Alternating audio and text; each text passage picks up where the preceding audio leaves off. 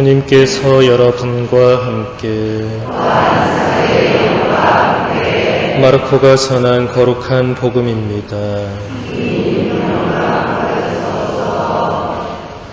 그때 예수님께서 베드로와 야고보와 요한만 따로 데리고 높은 산에 오르셨다. 그리고 그들 앞에서 모습이 변하셨다. 그분의 옷은 이 세상 어떤 마전장이도 그토록 하얗게 할 수 없을 만큼 새하얗게 빛났다. 그때 엘리야가 모세와 함께 그들 앞에 나타나 예수님과 이야기를 나누었다. 그러자 베드로가 나서서 예수님께 말하였다. 스승님, 저희가 여기에서 지내면 좋겠습니다. 저희가 초막셋을 지어 하나는 스승님께, 하나는 모세께, 또 하나는 엘리야께 드리겠습니다. 사실 베드로는 무슨 말을 해야 할지 몰랐던 것이다. 제자들이 모두 겁에 질려 있었기 때문이다. 그때 구름이 일어 그들을 덮더니 그 구름 속에서 이는 내가 사랑하는 아들이니 너희는 그의 말을 들어라 하는 소리가 났다. 그 순간 그들이 둘러보자 더 이상 아무도 보이지 않고 예수님만 그들 곁에 계셨다.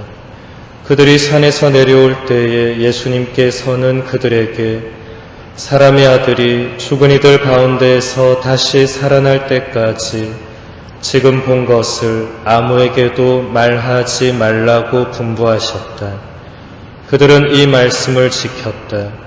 그러나 죽은 이들 가운데에서 다시 살아난다는 것이 무슨 뜻인지를 저희끼리 서로 물어보았다. 주님의 말씀입니다.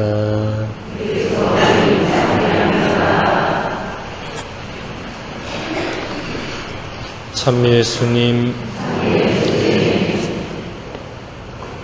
아르레 체사리오 성인은 오늘 제1독서 말씀을 다음과 같이 해설하고 있습니다.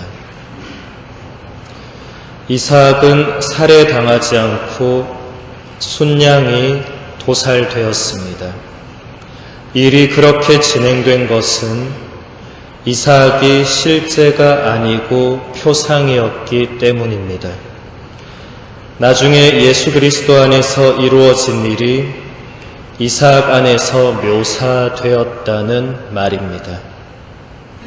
아브라함은 죽을 운명을 타고난 자기 아들을 하느님께 바쳤는데 그 아들은 죽지 않았습니다.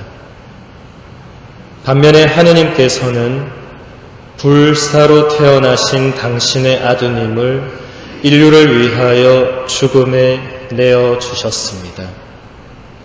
복된 이삭과 그 순양에 관해서는 이삭은 예수 그리스도의 신성을 나타내고 순양은 그분의 인성을 나타낸다고 해석할 수 있습니다.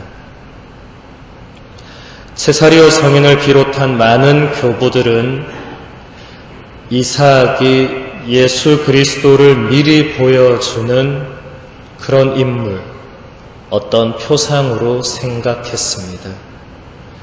교부들은 아브라함이 하느님께 하나뿐인 아들 이삭을 제물로 바친 것처럼 하느님께서도 하나뿐인 아들 예수님을 우리를 위하여 제물로 내어주셨다는 것을 강조했습니다. 그러니까 오늘 제1독서에서 일어난 사건은 하느님께서 아브라함의 믿음을 시험해 보시기 위해서 아들 이삭을 제물로 바치라고 한 것을 넘어서 하느님께서 나중에 당신의 아드님을 이 땅에 보내셔서 그 아드님이 겪게 되실 일을 미리 보여주는 그런 사건이 되는 것입니다. 여기서 아브라함의 믿음 또한 우리가 놓쳐서는 안 되는 대단히 중요한 부분입니다. 외아들 이삭을 제물로 바치라는 하느님의 명령을 아브라함이 거부하거나 실행하지 않았을 수도 있다는 것에 우리는 주목해야 합니다.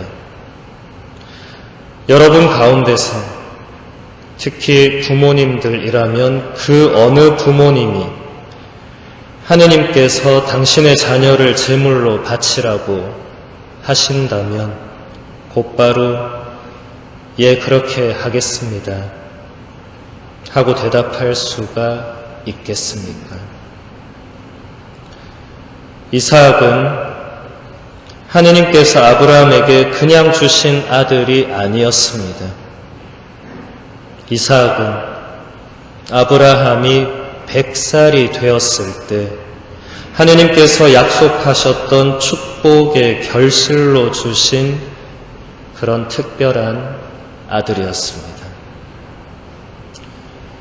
그렇다면 왜 하느님께서는 아브라함에게 당신이 약속해서 주신 특별한 아들 이삭을 다시 제물로 바치라고 명령하신 것일까요?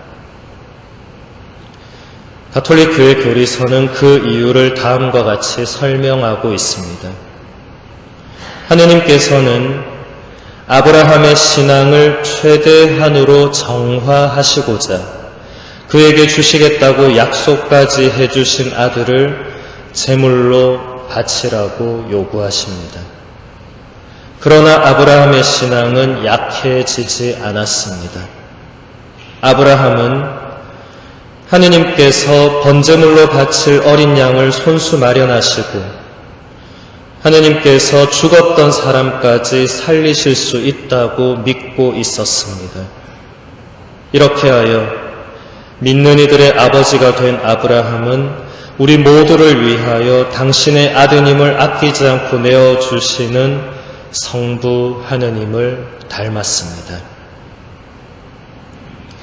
여기서 우리는 신앙의 여정에 정화의 과정이 있다는 것을 알 수가 있습니다.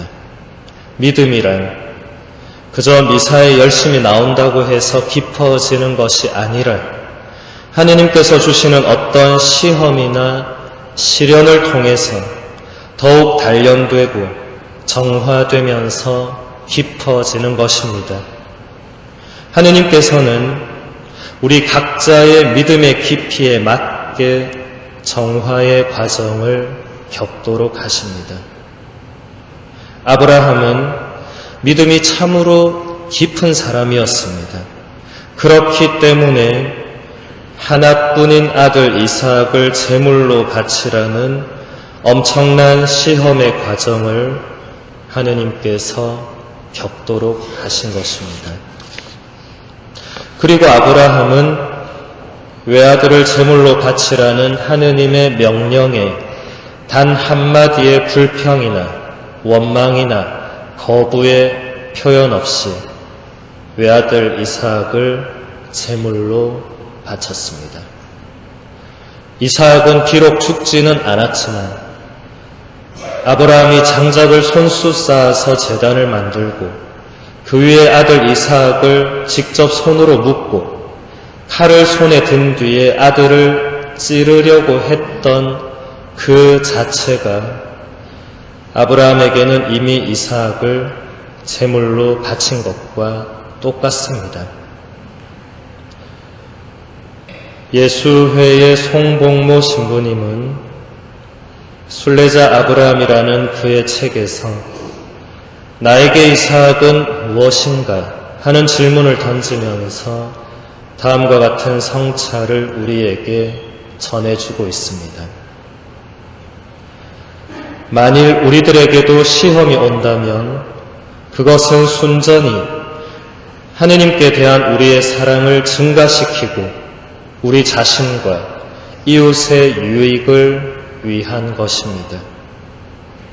하느님은 당신 자신을 위해서 우리들을 시험하지 않습니다. 그렇다면 우리에게 이삭은 무엇일까요? 하느님보다 더 귀하게 여기는 것, 내가 최고로 여기는 것, 그래서 하느님이 요구하실 때 내놓기가 힘든 것은 무엇일까요? 사랑하는 자녀입니까? 사랑하는 사람입니까? 지금까지 심혈을 기울여 온 사업입니까? 유명 대학에서 받은 학위입니까? 아니면 피땀 흘려 모은 재산입니까? 현재 누리고 있는 명예나 권력, 아니면 자기애로 똘똘 뭉친 자기 자신입니까? 방금 언급했던 것들이 하느님과 우리 사이의 일치를 방해한다면 그것이 바로 우리들의 이삭이라고 할 수 있습니다. 하지만 이삭은 우리가 움켜쥐려고 하는 것 그 이상으로 우리가 가지고 있는 잘못된 태도입니다. 모든 것이 다 하느님의 것인데 내 것이라고 여기는 그릇된 태도가 바로 이삭입니다. 하느님이 주신 것 하느님께 다시 돌려드린다는 말은 사실은 틀린 말입니다. 하느님이 주신 것이라 표현하면 처음에는 하느님의 것이었지만 지금은 내 것이라는 표현이 됩니다. 청지기가 주인이 관리하라고 맡긴 것을 자기 것이라고 움켜쥘 수는 없습니다. 청지기는 주인이 맡긴 것을 주인의 뜻에 따라 관리하다가 돌려드릴 뿐입니다. 우리가 바로 청지기입니다. 우리는 이 세상에서 하느님의 것을 잘 관리하면서 살다가 하느님이 원하시면 그 즉시 돌려드릴 뿐입니다. 다시 한번 물어봅시다. 무엇이 이삭입니까? 그것이 무엇이든지 내 것이라고 생각하는 태도가 바로 이삭입니다. 그것이 무엇이든지 내 것이라고 간주한다면 언제 하느님께서 그것을 가지고 가실지 몰라서 두려울 수밖에 없습니다. 아브라함이 외아들 이삭에게 애착하다가 모리아 시험을 당한 것처럼 내가 애착하는 것을 하느님께서 언제 다시 달라고 할지 몰라서 전전긍긍할 수 있습니다. 하지만 처음부터 끝까지 모든 것이 다 하느님의 것이라는 점을 우리가 철저하게 인정하면 아파하거나 힘들어하거나 두려워할 것이 아무것도 없습니다.